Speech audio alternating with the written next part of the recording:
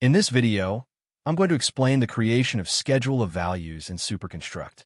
Open the SuperConstruct application, go to your company, and navigate to the project where you want to create the SOV. On the left side navigation bar, click on the Schedule of Values module. On this page, click on the Create SOV button.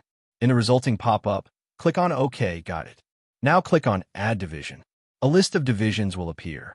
Select the required divisions, then choose the required subdivisions, and select the tasks you want. You can select multiple divisions, subdivisions, and tasks. You can also create a custom division by clicking on Add Custom Division. After clicking on it, enter the division name. Make sure the division name does not conflict with any existing division. Similarly, you can add a custom subdivision and tasks within it. After selecting all the required tasks, click on Select. All the selected tasks will now appear on the screen. Now enter the amount for each task. You can also provide the start date and end date for each task if needed.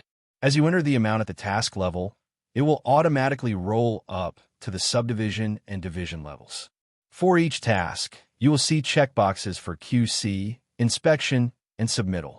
If you enable them, the respective items will be automatically created for that task.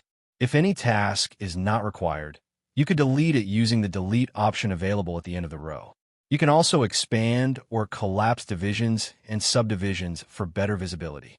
Once all the required details are entered, you can save the SOV as a draft if you want to make changes later.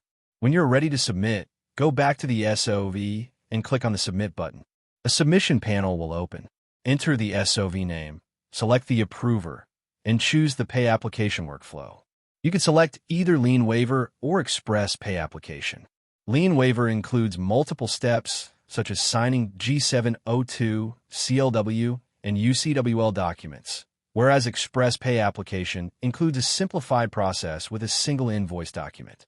After completing all the details, click on Submit to finalize the SOV.